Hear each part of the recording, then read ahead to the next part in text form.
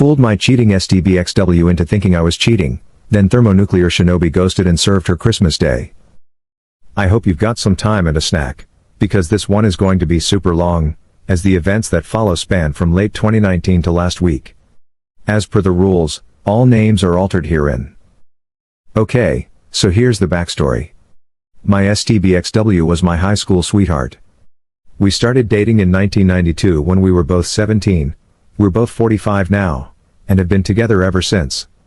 She's the only woman I've ever been with my entire life.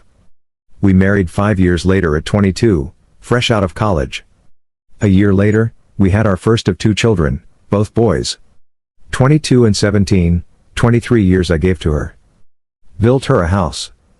Worked my ass off to give her the life she wanted. Sure, we had rough patches, but what marriage doesn't? Even in the worst of times, we found a way to pull through and come out the other side better. Which made the discovery of her affair that much more jarring. Flashback to March 2020, when I first got the feeling something was off. For a good 2 months prior, we were in a funk. I was on the mend from reconstructive knee surgery, blew out my ACL fall 2019, but still lacking in movement. At the time I only had about 55% range of motion on my knee. This took a toll on quite a lot in the house. I was out on workers' comp, as I had been injured on the job, and I was unable to do my usual household duties, so a lot got backed up. My sons would do what they could, but tasks only I was capable of doing had to be put on the back burner, or my wife had to do, which she wasn't pleased with. Things also crawled to a standstill in the bedroom between us. It had already slowed down prior to my injury, but in the state I was in at the time it completely stopped. During these months, she, we'll call her Sue, was spending more time hanging with coworkers after work. Between November 2019 to March 2020 it was a regular occurrence for her. Naturally, I thought nothing of it. I've never in the 23 years I'd been with her had any reason to worry or not trust her. She has her friends, I have mine, and we have mutual. I'd go hang out with my friends all the time and there was no issue. It was all above board. It was around January of this year that I noticed something odd. Sue started getting noticeably distant with me. Sure, we were in a funk, but she'd never deny me affection to that point. The usual hugs and kisses she'd give me came to a halt. Her phone was attached to her hand long before my suspicion grew, but she'd always share and show me things she'd discovered on the web. DIY ideas and recipes on Pinterest, memes, all kinds of stuff. But she was now being guarded about her phone. Even her interactions with me became more snippy, as if she couldn't be bothered. So we're now in March. COVID has arrived and New York City is locked down. Our chosen careers fall under the essential designation, so neither of us have to work from home. I'd just been recently cleared to return to work after 5 months on the shelf, and I was eager to get back after it, as 5 months on my ass rehabbing my knee and not being able to do physical stuff drove me nuts. For context, I enjoy physical activities. I'm an avid martial artist and I'm typically in the gym 4 days a week, on top of all of the home projects I did. Within a week or 2 of the lockdown, my STBXW alerts me that she's going to have to start putting in extra hours. Again, I think nothing of this because of her field. Of course, I was under the assumption it'd be every other day, but no. It was every day. And not just an hour or 2. She'd come home 3 or more hours later, and go straight to the shower, spend a little time with me, a little time with our 17-year/0, 22-year-old lives with his GF crosstown, and then go to bed. As I'm able to support myself on my knee better, we started getting intimate again, but as you'd probably guess she wasn't mentally or emotionally present for it, which I noticed quickly. So by early April, the picture started getting clearer to me. All of the signs were pointing to the idea that she was having an affair. That's when I decided I needed to find answers. So I scoured the internet on things I should be looking for. Signs of infidelity in one's partner, and sure enough she was pretty much ticking all of the boxes on such behavior. So then my search inquiry advanced to how do I find proof. I started with her social media. Looking at her FB entries from months prior, it's pretty much the usual. Pics of us and our sons, pics with her and her friends, and more than a few pics of her nights out with coworkers. In these pics, it's a mixed bag of her closet's friends from work, and a couple folk I've never met from her work. But I see one recurring thing in a number of these pics, one guy. In every picture he's in, he's rather uncomfortably close to her. His arm is around her shoulder, or his hand on her lower back. Way to close for a guy I've never personally met. Needless to say, that put a sour taste in my mouth. But that wasn't the worst of it. No. The worst was the fact that apparently, this dude is a friend of hers on FB and follows her on IG. So I go to look up his FB account and wouldn't you know it, I'm blocked. Why the hell am I blocked from seeing this guy's FB account, but he's friends with her on FB? Yep. Now I'm in Batman detective mode. At that point, I wasn't even trying to deny it. I knew she was cheating on me with this guy. My mission was to find out for how long. And over the course of April and May, that's what I did. You know, I never had any clue the depth of info you could secure from phone, text and email records up until then. We have a family plan cell phone package, and I was able to pull up quite a bit of data. My STBXW's data history was telling. The two most frequent numbers she had interacted with from October 2019 to April 2020 was my own, and a number I'd never seen before. Take a wild guess whose number it was? A quick check on Google and I confirmed it was the dude from the photos who blocked me on FB. We'll call him Poss, 'cause that's what he is. Again, the picture becomes even clearer at this point. But a lot of their messages and texts were disjointed, which meant she was deleting a lot of them. I knew she was cheating on me with this guy, but nothing in the data could serve as a smoking gun. I needed more evidence. It's at this point that I tell my best friend Oz what I had found. He asked me did I confront her with what I had, and I said no because I felt like it wasn't enough. That's when he told me about an app that I could download to apparently spy on her communications in real time. I won't say the name as I don't know the rules on that here. I got it installed, sync up my data plan, and waited. Within days of doing so, I finally saw it. A text string between the two of them talking about how much fun they'd had the previous night, and making plans to do it again that weekend. Boom. Gut punch. To say I was completely devastating was an understatement. I guess that moment counts as my D-Day, and for the next 2 days after I was just broken. I actively distanced myself from her those 2 days immediately after D-Day, which she was noticeably shaking by. She'd try to console me and ask me what was wrong, but I'd brush it off and leave her presence. I couldn't even look at her. This woman, who I gave 23 years of my life to. Who I have given everything I could and more to as a husband, and she stepped outside of our marriage for a guy just 5 years older than our eldest son. By the 3rd day, I wasn't even sad anymore, I was pissed. I contacted Oz to let him know my suspicion was confirmed, and he asked me had I confronted her yet. My answer was no, and I told him I wanted payback. I didn't want to just divorce her, I wanted to destroy her. I wanted to leave her life in shambles and fucking ruin her. It was going to take time to do so, and I devised a plan. In my readings and research on infidelity, I had saw a quote that resonated with me that went the enemy of infidelity is unpredictability. Or something to that ilk. That was going to be the basis of my plan. I was going to make her life hell on wheels, while also secretly planning my exit strategy. So we're now in early June, and I've still got the app installed. Pretty much every night, I'm gathering as much data as I can, seeing their back and forth messages. They're talking like it's a full-blown relationship they're in. Sexting, lovey-dovey romantic stuff, nudes, the whole fucking bag. At that point I had stopped looking at any of it, I was just collecting info and cataloging on my private FPS server. Meanwhile, I start doing things out of the ordinary. I start going out at odd times. I start coming home even later than she does. In her presence, I'm on my phone a lot more than usual, and when she asks what are you up to? I just simply say just stuff and put my phone away. I'd also changed my login info on everything, so she couldn't access any of my stuff. Mind you, for our entire marriage, we'd never hid anything from each other. But right around I'm assuming the start of her affair, she'd changed her password on FB, as well as on her phone, stating she had to because of the security breaches in recent months. Yay, really nice cover for hiding your affair from your husband. Anyway, I'd clued Oz in on my plan, as well as telling my older, and only, sister and 2 more of my closest friends what was going on. These are people I trust with my life, and I swore them to secrecy. For context, Oz and I have been friends since we were kids. The other of our friends, Joey and Nina, we've known since high school. Make note of Nina, she comes into play down the road. July comes, and my STBXW is in full paranoia mode. She's texting and calling me a lot more frequently now, asking me if I'm going to be home when she gets home, when am I coming home while she is and I'm not, asking me what am I up to, the works. I can see the seed planted in her head the month prior is starting to sprout, especially in her communication with Poss. She's confiding in him her doubt and confusion. Telling him that I'm getting cold and distant. The fucking nerve of this woman. In the interim of these interactions with Poss, she suggests that maybe they should stop meeting up at our house because she has no idea if I'd just show up, confirming that yes, she's had this fuckwad in my home. Thanks, Sue.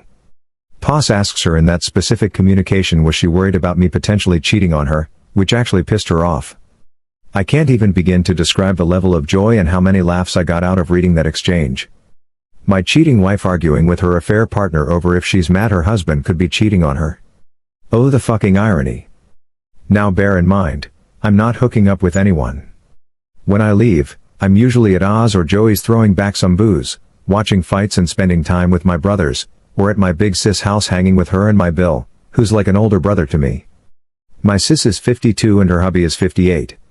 She had told him about my STBXW's infidelity, but not of my plan. Couldn't risk it as he's a bit of a blabbermouth. We'll fast forward now to October. That's when things seriously pick up. I've been in my faux affair for 3 months now, and Sue is hyper aware of the fact that I'm actively pulling away from her. It's been as long as the day I enacted my plan until the day she confronted me, October 20th, 2020, that I'd even touched her. No hugs. No kisses. No initiation of intimacy. Nothing. Not like she needed it. She was still fucking Poss, just at his place or at motels. So that afternoon, she calls me at work, which wasn't rare before all this began, but certainly hadn't happened in a while, and asks me to come straight home after work, saying she had something important to tell me. I'm not gonna lie to you all, I half believed she was going to come clean about her infidelity, but she of course didn't. Instead, I get home to her asking me was I unhappy with her. The fucking nerve. She cites the fact that I've been spending way too much time away from home, I don't show her affection anymore, and our sex life has completely died. She tells me she's worried I'm pushing her away because I was resentful of how she treated me the months I was rehabbing my knee. And then came the punchline. She fucking asked if I was cheating on her. Folks, I fell out on the floor laughing hysterically. And when I say hysterically I mean Joker laughing gas hysterical. On the surface it looked like, to her assuming, it was me laughing off the notion of being unfaithful, but it was of course actually me laughing at the sheer irony of what was happening in front of my eyes. I'm tearing up, pounding on the floor in complete hysterics for a good 2 minutes before I compose myself enough to answer. I sit up and look her in the eyes for the first time in months, shaking my head, but I don't give her an answer. I stand up, brush myself off, kiss the top of her head and go about settling in for the night.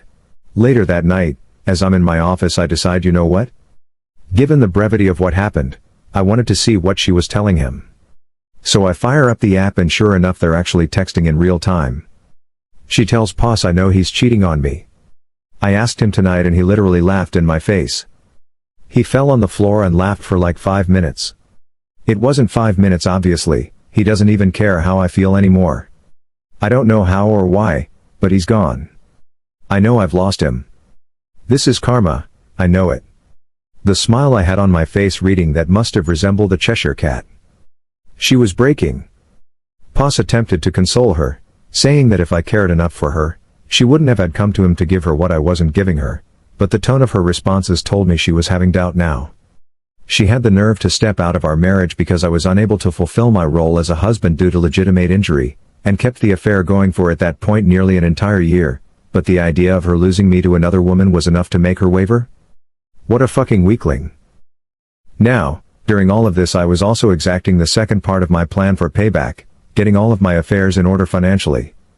In September, I had met with a family attorney to get the ball rolling on divorce paper, with the mountain of evidence I'd piled up to that point. New York is an at-fault state as far as divorce, and the overwhelming amount of proof I'd gathered displaying Sue's infidelity pretty much solidified I could nail her to the fucking wall in a divorce case.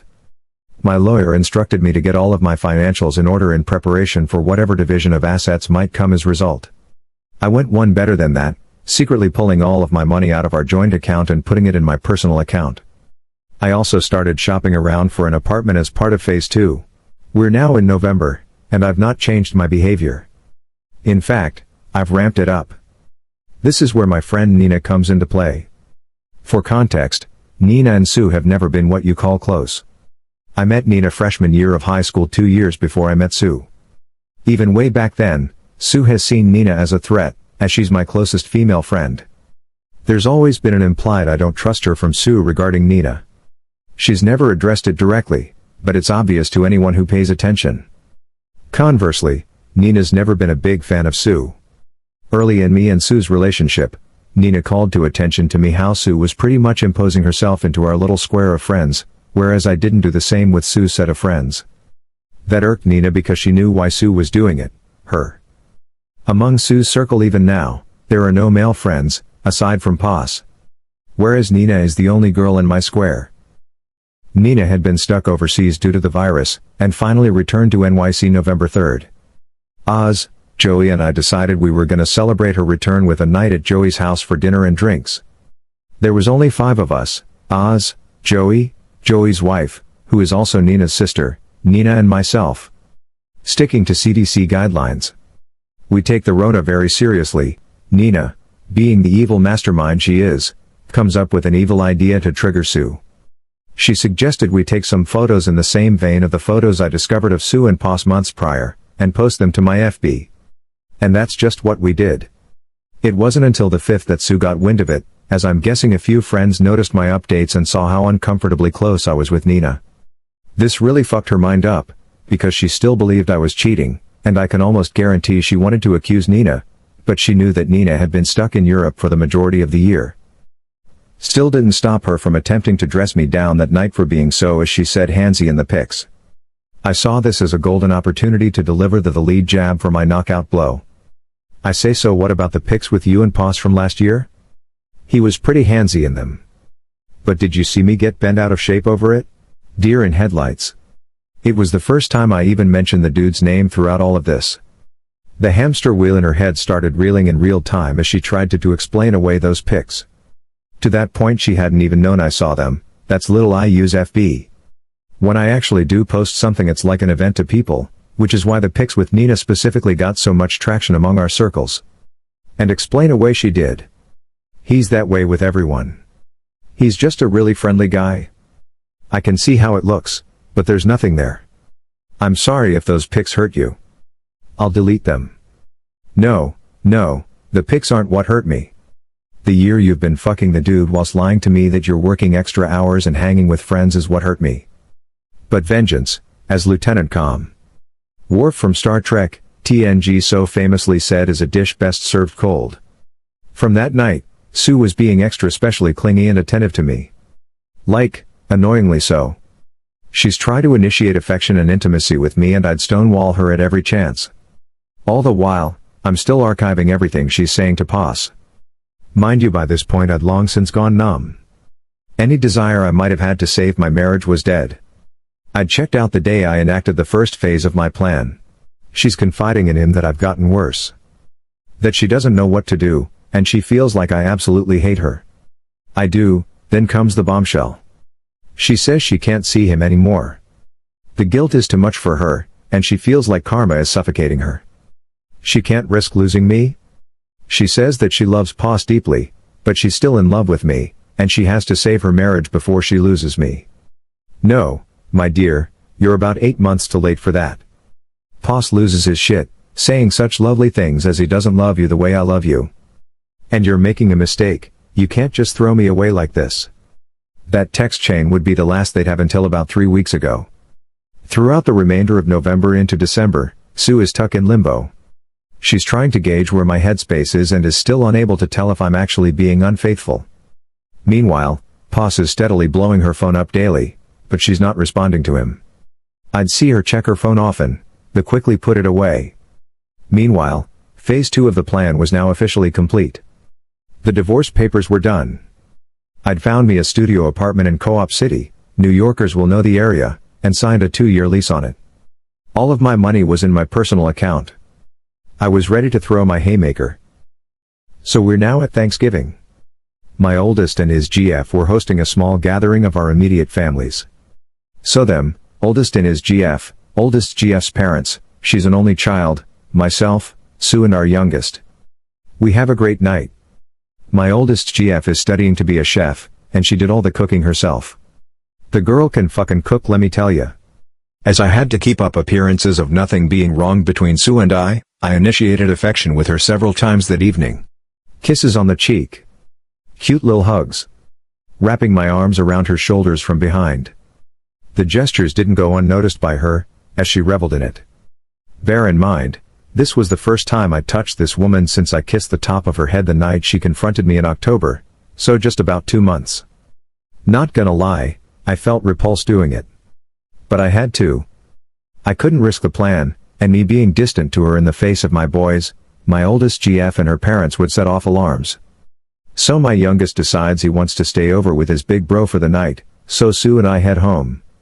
On the drive home, she thanks me for being so good to her, and says I don't know what you're going through, baby. But I'm here for you. I had to hold off busting out in maniacal laughter again, and responded saying, I know. I just need time. So for the first time realistically since springtime, we had sex that night. I figured fuck it, with what I'm about to do, may as well get some action before I delete her from my existence. I won't go into detail, but it wasn't lovemaking. When I was finished she was a lump of flesh laying there trying to figure out the direction of the truck that ran her over. No cuddling or anything after. I just got up, showered and went to go sleep in my office. To her confusion though, I used a condom. First time 2 damn decades I did. She was definitely perplexed by it, but she didn't ask questions. Sure as hell wasn't going raw in her knowing that she'd been doing so with Pos for months at that point. I wake up the next day and check my handy dandy spy app, and for the first time in weeks, she responded to Pos. Dude went full novella? He professed his love for her.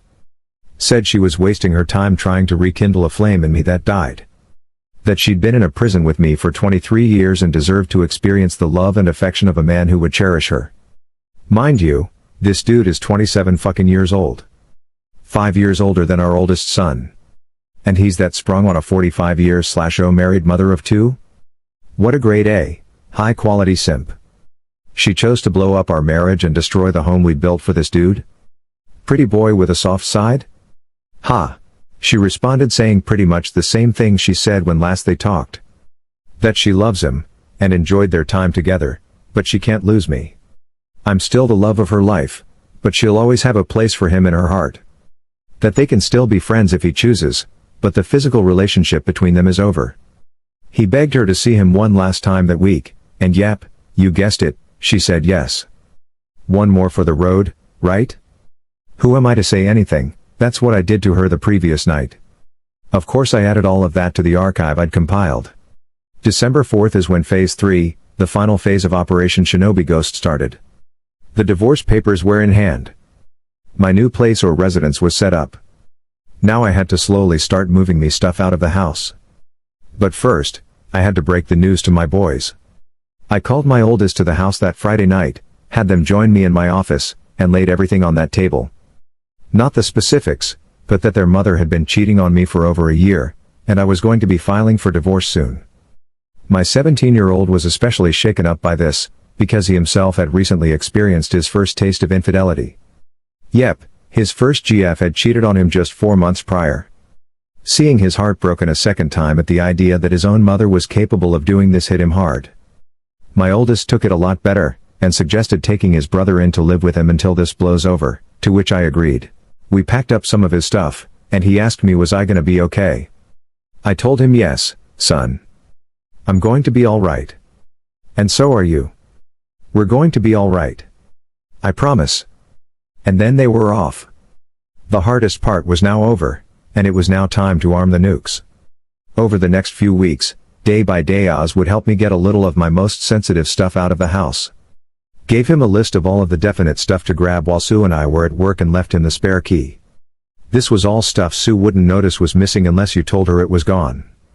I'd also gotten a new phone and phone number, and told everyone who needed to know, Oz, Joey, Nina, my boys, Big Sis and my mother, my new contact info. Meanwhile, I'm keeping up the rows with Sue and she's none the wiser. Trickling bits and pieces of affection to her just to keep her off of the trail, whilst she's still in contact with Pos. Not to the extent that they'd been prior, but there's still an emotional thing happening. The fog is faint, but it's still there. All the while, I gather everything, and I do mean everything. Every bit of data I've archived since I started the plan, call logs, texts, pics, emails, everything, and start making printouts. Folks, I must have spent over $1,500 on Staples supplies. Printer ink, paper, binders, the works. And I cataloged everything in order, from the beginning of the affair until that last bit 2 weeks ago, December 16th in the binders. 14 of them. I then put each one in a box, and gift-wrapped each, addressing them to various people. My mother, my father passed 7 years ago, her parents, her 2 sisters, her brother, her HR department. Did I forget to mention POS works for the same company, and there's an expressed rule against intercompany relationships because of the nature of what she does? Several of her friends, POS and POS's parents. Lugged all of those fuckers to the post office and shipped them all out December 16th. ETA for delivery, December 22nd to 24th. Perfect. So we're now at Christmas Eve. Sue comes home around the usual time, no idea if she'd seen POS. I'd stopped tracking her on the app the 18th. Figure I'd gotten all the mileage I needed from it. As per usual, she showers, hangs out with me a bit, I blow her back out on the living room couch. I know, I'm a fucking asshole, and she turns in for the night. The final phase was upon me at long last. The nuke I'd been arming since June was finally about to launch. In the middle of the night, I woke up and wrapped up one of the 3 remaining binders, with the divorce papers taped to the inside cover, and set it on my side of the bed with a note that said Merry Christmas on it. Next to it I left my old phone, and the business card of my lawyer. I packed up the remainder of my most needed items, enough to fill 2 backpacks, and I left my home, that I spent 23 years in, for the last time. That, my friends, was 1 week ago. To Sue I am completely off the grid. Gone. Shadow ghosted. She's blocked on FB, but still hasn't blocked me for some reason, so I'm keeping tabs on the fallout. It's absolutely glorious. My packages have reached everyone I sent them out to, and Sue is getting crucified. Her youngest sister completely dressed her down. Both of her parents have condemned her. My mom absolutely destroyed her. Like holy shit, I know my mom has a mean streak, but the things she called Sue were unfucking holy. She's been frantically trying to find out if anyone knows where I am, but those that do, aren't saying a word. All over her FB feed she's desperately trying to reach me, because I'm guessing she knows I'm likely looking. But I'm not saying a fucking word to her without my lawyer present. That'll be the next time I share oxygen with her. She's got no way of spinning the narrative to paint me as the bad guy, because I've exposed her to everyone who matters to her. And from what a mutual friend who works in the same company as her, she and POS apparently are being put on administrative leave as of tomorrow, so yay, chances are she'll be going into 2021 unemployed. As for the final 2 binders, well, one has been turned over to my lawyer as my final bit of evidence for my impending divorce, and the last one I put in my storage unit to be burned in Joey's fire pit when the divorce is final. Do I feel guilty about this? No. Not even in the slightest. 23 years I did right by this woman. I gave her the home she wanted. I gave her the family she wanted. I gave her the life I felt we both deserved, and I loved her unconditionally. Never have I faltered. Never have I strayed. Never have I even entertained the notion of breaking my vows. When an issue came up that I felt was affecting our marriage, I came to her and told her, and we sorted it out as best we could. She opted to find comfort in another man's bed. Rather than come to me and say she was unhappy with our sex life at the time, she decided to step out with a young punk who gave her the tingles. So no, I have no sympathy for what I did, or for her. She can burn in hell for all I care. The most I stand to lose is my house, a car and maybe a couple $100 a month in alimony, but seeing as the divorce is filed under the statute of adultery and NYS is at fault, that might get waived with the insurmountable amount of evidence I've provided. As far as I'm concerned, she's dead to me and I'm never looking back. TL, DR, wife of 23 years had a 1-year-long affair with a coworker 18 years younger than her. Pretended to be in an affair myself while collecting evidence of hers for the majority of 2020. Had divorce papers drawn up early fall. Compiled all the evidence in early December. Shipped binders full of the evidence to everyone near and dear to her to arrive around Christmas Eve. Left one binder with the divorce notice attached inside on my pillow, as well as my phone and lawyer's card as she slept Christmas Eve. Completely went off the grid on her as her life completely imploded the following days after Christmas. Quick edit, NYS is not fully at fault. Under certain circumstances a divorce can be filed at fault, of which my lawyer has informed me my case falls under. I'll be meeting the STBXW with her lawyer tomorrow. I'm guessing I'll just update here. Second edit, to the guy on YouTube and in my PM who said I got cucked for over a year, and all of my evidence will not be submittable in court claiming he's a retired pie with 20 years experience, you can fuck right the fuck off. Had a quick word on the matter with my lawyer earlier today, January 5, 2021, and everything provided outside of the phone calls are valid. Find something better to do with your time than harassing me, buddy. Okay, so since none of the other relationship subs are allowing me to post an update, and I can't post a new topics on r/nuclear revenge, I'm putting the update here on my profile. There are two key events that happened over the course of the last 2 weeks that I want to highlight before the meeting with my STBXW and her lawyer. Original post can be read here. Christmas Day was the first full day I spent in my new apartment. It's still a work in progress, as I have more stuff I want to get, but overall I've made it my home, since I'm going to be here for 2 years at least. My boys and the eldest GF came over and spent a good portion of the day with me. The GF brought over treats she'd made, and also whipped up a really nice meal. I got to sit and talk with my sons in a way I hadn't done in a really long time, and it was nice. My big sis also came over with more goodies and hung out with us also. It had been the first time she'd seen her nephews in nearly a year. Having all of them around did me some real good, as if I were by myself I think I would have just drank myself into a stupor. Everyone cleared out around 8ish, and I decided I wanted to go hang out with Joey and his wife Claudia. Hung out with them for a couple hours, had a couple drinks and then went back home. The next big development happened last week, December 29, 2020. Around midday I get a text from Nina asking if I was busy that night. I of course wasn't, so we agreed to meet up after I got off of work.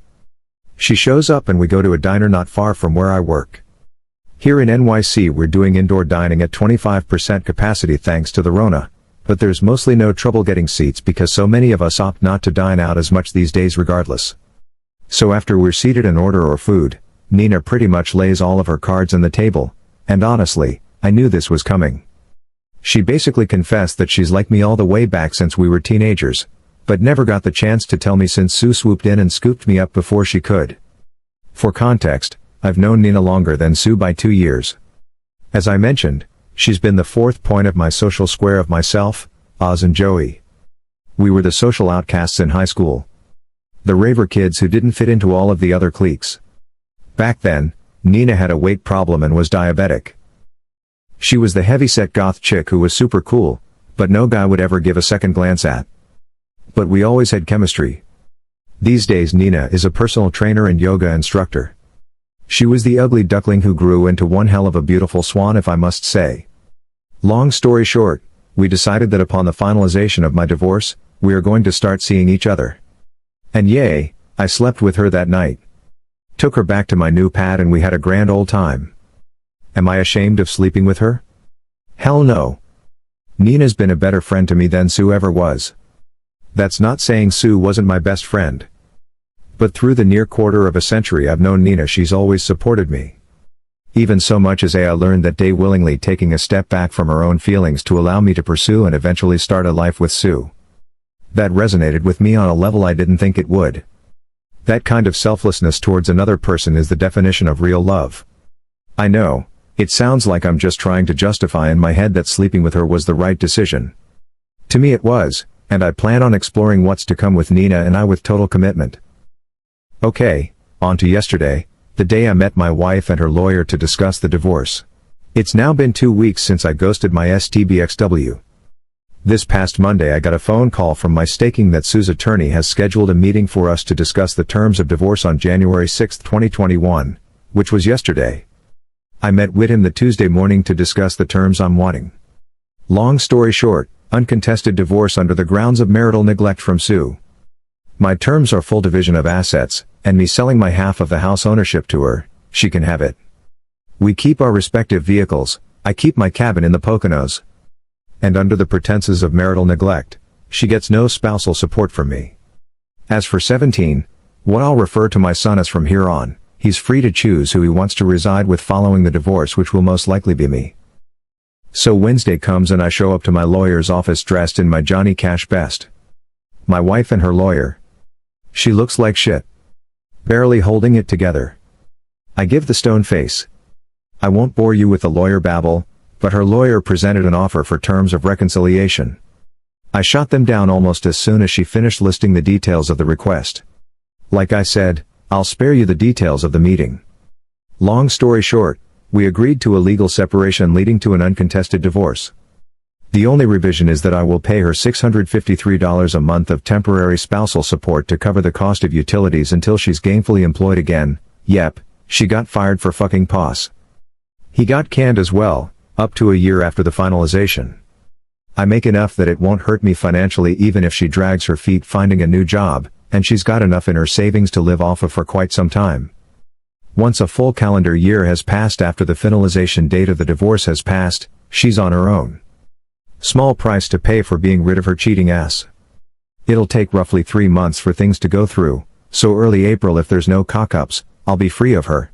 So after the meeting, my lawyer gives me some final words before telling he'll be in touch to update me on the progress of the filing. Back out on the street, Sue chases me down and asks can we talk. I figured I'd give her at least that.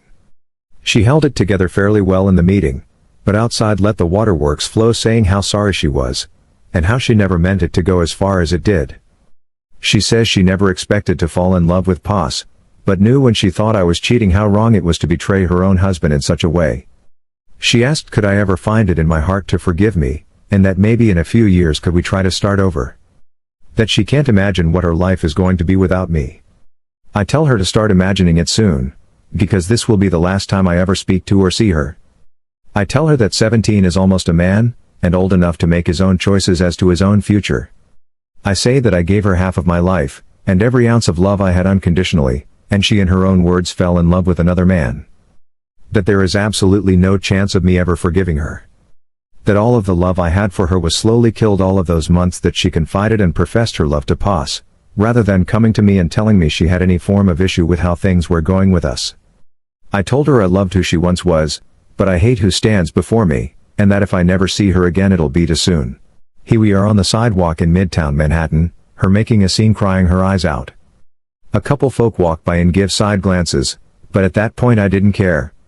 I wasn't about to publicly humiliate her, I pretty much already socially and professionally destroyed her, but I needed to get the last bit of emotion I had for her out. I finished my telling her I didn't regret the 23 years I spent being her husband.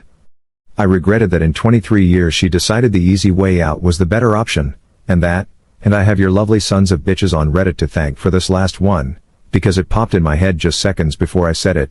For 23 years I thought she was mine, but it turned out it was just my turn. Put in my Raycons, turned around and walked the fuck away. Later that night, father calls me and apologizes. He praises me for always being a good man to his daughter, and tells me he's ashamed of her and that he raised her better than what she did. Not gonna lie, I'm going to miss the old man. My dad died years ago, so he's always been my default father figure since. But I can't see myself maintaining a relationship with anyone on her side of the family. After that call, I went on FB and symbolically changed my relationship status to divorced. Yay, it's not final yet, but in my eyes it's over and done. Like I said, when I make a post on FB it's an event, so plenty of folks started hitting me up over Messenger asking question, and I laid it all out that I filed for divorce with Sue earlier in the day. Of course Nina called me, shocked that I pulled the trigger so fast. Obviously I was already in the process of it when we spoke, but she had no way of knowing how far it was along. I asked her if she could come over, and of course she comes a-runnin'. We knocked boots again, but this time she stayed the night. We laid in my bed and talked into the wee hours of the morning, and I haven't felt this level of relief and connection in really long time. Nina gets me, and I can't get enough being around her. Since the day she confided in me she's all that's been on my mind.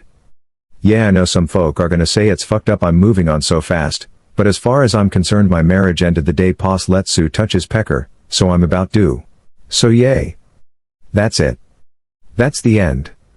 My divorce is in the works, and I'm moving on to start a relationship with Nina. I know in a comment response to someone I said I'd probably not marry ever again, But that was before Nina came clean to me about how she felt towards me, and I can't deny that I feel the same. We're going to take it slow, and we're not announcing anything until the divorce with Sue is legal and official. As for Sue, I could give a flying fuck what happens to her. She could move Poss into our old home for all I care. I'll be getting my money for the house over the course of 2021, 4 quarterly installments, and aside from the $653 I will pay out directly to her savings account monthly, I never have to see or speak to her again. To all of the words of support, encouragement and praise, I eternally thank you all. The hits just keep on coming. I've been sitting in this for hours now. Didn't know where to post this, so this sub seemed appropriate. So, if you want a bit of backstory, check my post history for the details. I'm not keen on how linking to other subs here works, but my previous 2 entries are viewable in my profile. The quick version is this: I discovered my wife of 23 years, 45F, was having an affair with a 27-year/0 co-worker. We have 2 sons, 22 and 17. I concocted a plan to completely upend her life centered around fooling her into thinking I was having an affair myself. I kept the rows going for over 4.5 months while compiling evidence of her infidelity as well as securing divorce papers and planning my exit strategy, slowly moving my personal belongings from our home to a new apartment, getting a new phone and number, separating my half of our shared income from our joint account, etc. On December 16, 2020, I gathered every bit of proof of her affair I'd compiled, printed it all out from start to that week, filed it all into 14 binders, packed 11 into gift-wrapped boxes and mailed them all out to the most important people in her life, as well as her HR department with an ETA between 12/22 to December 24, 2020. On Christmas Eve, while she slept, I took one of the remaining 3 binders and did the same, only this one I taped the divorce notice to the inside cover, and left it on my side of the bed, which mind you she'd had her lover in a number of times, along with my old phone and my lawyer's business card, and shadow ghosted her. Over the next 4 days her life completely imploded. Her family pretty much excommunicated her. Her friends, the ones who didn't know of the affair, ostracized, and my own mother took her to task, calling her the most scathing and vile things you could possibly think of. Her and her lover were also placed on administrative leave and eventually fired. Last week we had our divorce hearing, and settled on a legal separation into uncontested divorce, with a few provisions in place for transitional income since she's now unemployed. I'm to pay out the price for the utilities, $653 a month until either she finds gainful employment, or upwards to 1 year after the date of the divorce's finalization, which is expected to be 3 months from now. She keeps the house, her car and her half of the shared assets. I keep my half of the assets, my vehicles, car, motorcycle and boat, and my vacation property, cabin in the Poconos. After the hearing, we had one final exchange where she tried to explain away her infidelity and begged me to give her a second chance after the divorce is finalized. I of course said no, gave her some choice words and walked away from her forever. This brings us to last night. As only my closest friends, 2 sons, older sister and mother have my new contact info, and I've completely blocked my STBXW on all social outlets. She has had no means of reaching me since I left her Christmas Eve, but some our mutual friends still do. Last night I'm hanging out in my apartment and I get a voice call notification on Messenger from one of said friends, one of the few who hadn't abandoned her following me outing her affair. She didn't waste any time when I answered, and said she had went to check on Sue, the STBXW, and found her passed out in the bedroom, foaming out of the found with 2 bottles of empty pills next to her. She's in the ICU in critical, but stable condition. The doctors said that she will likely pull through. She's clearly not going to be well after. She begged and pleaded for me to come. Her parents and 2 of her sisters were also there at the hospital. My guess is they were notified after the hospital attempted to notify me, but Sue would still have my old hash as her emergency contact. I simply told her no. Sue's not my problem anymore, and she clearly decided she wanted to take the easy way out rather than deal with the shame and agony of the 23-year marriage she blew up. I then told her friend that if Sue's family were there, they can help her sort out the pieces. But as far as Sue and I are concerned, there is no Sue and I anymore. I then ended the call. I've had a few hours to sleep on it, and my sons called me this morning asking if I knew. I told them yes, but I also let both of them know that if they want to be there and supportive of their mother, I will not hold it against them or judge them for it. She is their mother after all. But I myself wash my hands of her, and care little to nothing about what she does for or to herself anymore. They were both a little taken back by this, but respected my stance. However, now that the news has broke about her suicide attempt, many of those friends who dropped her are all starting to surface again, and saying I need to be there for her. That even despite what she did to me, I need to support her in her time of need. I've also been informed that her AP tried to visit her this morning, but wasn't allowed because he's not family. I'm getting dogpiled on to go see her, but I feel nothing for this woman anymore. I haven't for a very long time. I checked out during the process of getting my payback for her betrayal, and I stand by the fact that I don't care at all for what she's done. In fact, it makes me hate her even more. She's the one who was unfaithful. She's the one who, though a near year-long fling with a guy 5 years older than her oldest son, was worth destroying 23 years. And now that she has to face the consequences of her choices, she chooses the most selfish way of deal with. Even now, seeing as she's in all likelihood going to survive, she's cultivated immediate sympathy from everyone who took her to task, and I'm being made out to look like the jaded ex-husband unwilling to sympathize for her by most her family, not her dad. He's reached out to me over the last few hours and said he respects my decision to stay away. It's like I never even truly knew this woman. 23 fucking years and it comes to this. Yes, I know the way I broke things off with her may have put her in a poor mental state.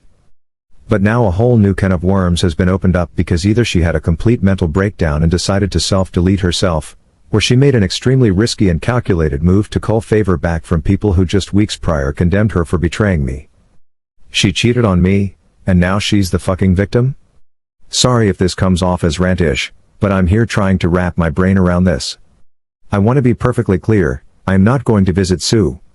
She waived her right to me caring about her well-being the day she let Poss, my personal nickname for her lover, put his dick inside her. This might come off as heartless, because despite the cool, calm collected way I've been throughout my who ordeal, my feelings are still very much raw, but I don't give a fuck about this woman. Haven't for a very long time. I'm aware I'm going to be vilified by a number of folk here. I don't much give a shit. Think of me however you want. If you were in my shoes you'd see her actions vastly different. Some of you folks are going to go look up my post history and see the story of what I did to her. And you're going to draw the conclusion that her suicide attempt was my fault. That me tormenting her for all of those months, fooling her into thinking I was cheating on her while she actively cheated on me, then destroying her socially and professionally as a result was the catalyst for her meltdown. Maybe it was. Maybe I am heartless sociopath. But as Arthur Fleck so famously said, you get what you fucking deserve. I gave this woman half of my life and did absolutely everything to be the best possible husband she could ever have. By her own admission, I had no bearing in her decision to step outside of our marriage. She did it for her. Her selfishness knows no bounds, and I am glad to be rid of her. If it makes me the bad guy because I will not go see her and never plan on interacting with her ever again, so be it. I hold true to my damn convictions. She made the choice to betray me. She made the choice to put her needs above the needs of our marriage. So now it's my turn to choose to me over everything else. She can rot in the darkest pit of hell for all I care. Let everyone else help her fix her. My obligation to ever care about her well-being ended the day we signed the separation agreement. I just needed to get this off of my chest. If you're going to cast judgment on me for feeling how I feel, save it. Like I said above, after 23 years and 2 children, I never really knew this woman after all. I have no sympathy for her, and I never will. Let her fucking rot. TL.DR.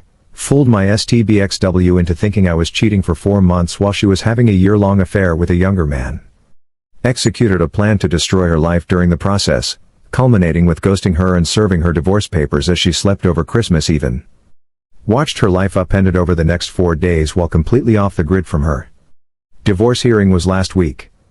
Settled on full separation leading to uncontested divorce. Last night, she tried to kill herself by overdosing on pills. Now everyone within her circle who ostracized her for cheating on me is flocking to her for support, and are actually mad at for not doing the same. Seriously, FML.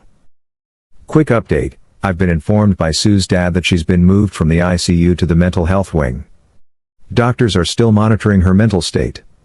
She's conscious and cognitive again, but obviously lethargic. Her father told me she asked did I come to see her, and he said no and she shut down after. He respectfully said any further news he'll share only if I inquire, because he understands the headspace I'm in. Also, I've scheduled counseling for 17. The first consultation is this coming Monday. Now we go to the comment section. First comment from Prism751. I don't blame you at all. I am sorry you feel that way about your STBXW, nobody should feel that kind of hostility towards anyone. But, as I said, I don't in any way fault you for it. Besides, what are you going to do if you go to visit her in the hospital? Tell her you're okay with what she did? That you don't think she's a horrible person for betraying a spouse who's been nothing but loving and supportive for 20 plus years? I don't think so. Also, it's not as if she's all alone. She evidently has plenty of family/friends to be with her and help her this.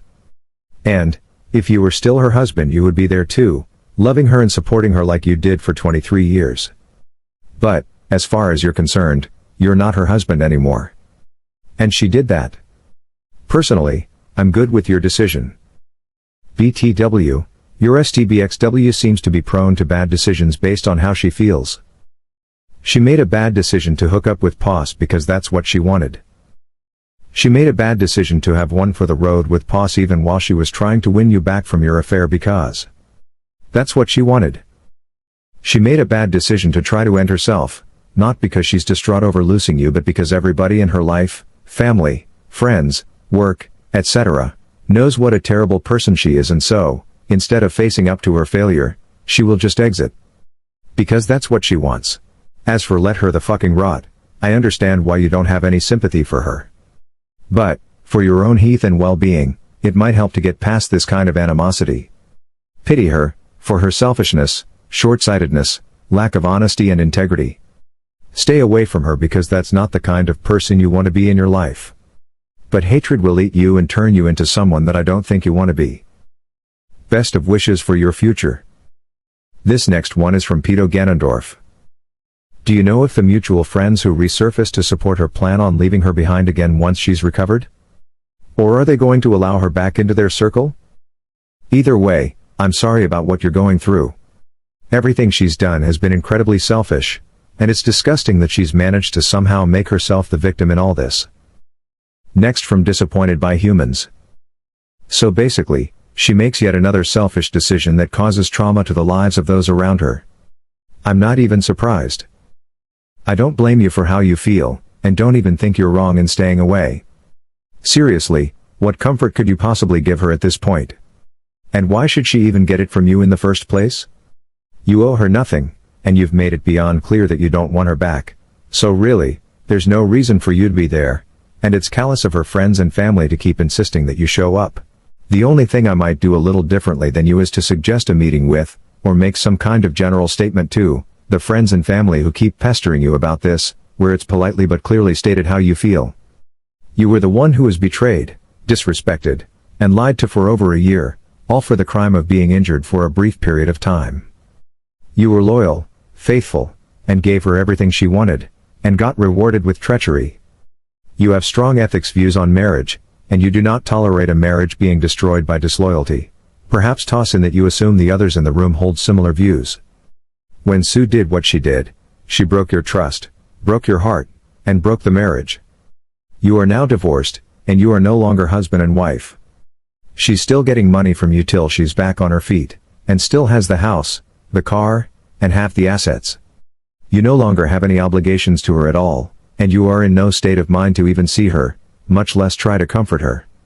You're already dealing with the fallout of her deeds with her sons. Asking you to now show up and show her sympathy despite the feelings you are wrestling with is too much to ask of you, and they should try to have some empathy for your position. You understand that she still means something to them, but at the end of the day, you were the one hurt by her actions, and just as you wouldn't ask someone who was mugged to go and give comfort to their attacker at their hospital bed, they shouldn't keep asking you to show up to hers. They may not like it, but if you state this as politely and as respectfully as you can, it will at least make things clear as crystal for all parties involved. And if you have to drop the hammer on them later they can't say they weren't warned. I do agree with some of the others who suggest you try to let go of your hatred of her, for your sake, not for her. I say this as a BH myself, no one, especially a WS, deserves that amount of emotional energy devoted to them. And you won't be able to get past all this until you finally let go. Of course, I'm not saying to just do it like it's something akin to tying your shoes. It's going to take a long time to deal with. It's obvious you used to love this woman deeply, And having that love belittled. It hurts like hell. Please get yourself some help to ease that pain, so you can let go of the hatred, and finally drop her from your life completely. Not just physically, but emotionally as well. This one is from JST8778. Wouldn't hold it against you if you went to see her, just don't be polite. Pos trying to visit is what pisses me off. Her family needs to be very upfront to tell him to fuck off next time he tries to visit. As for your sons, I think it's important that they don't feel the urge to ask for permission to visit her. I know they hate her, but they should try and be there for her if possible, and if they want. Anyone blaming you is a moron. Your ex and Pos are the ones at fault. If your sons are exposed to Pos at the hospital, they need to be the ones to give him a stern GTFO. And lastly, FDM Edict 3. You're okay. She has a mind of her own. She chose to cheat on a 23-year marriage. She chose to try and delete herself.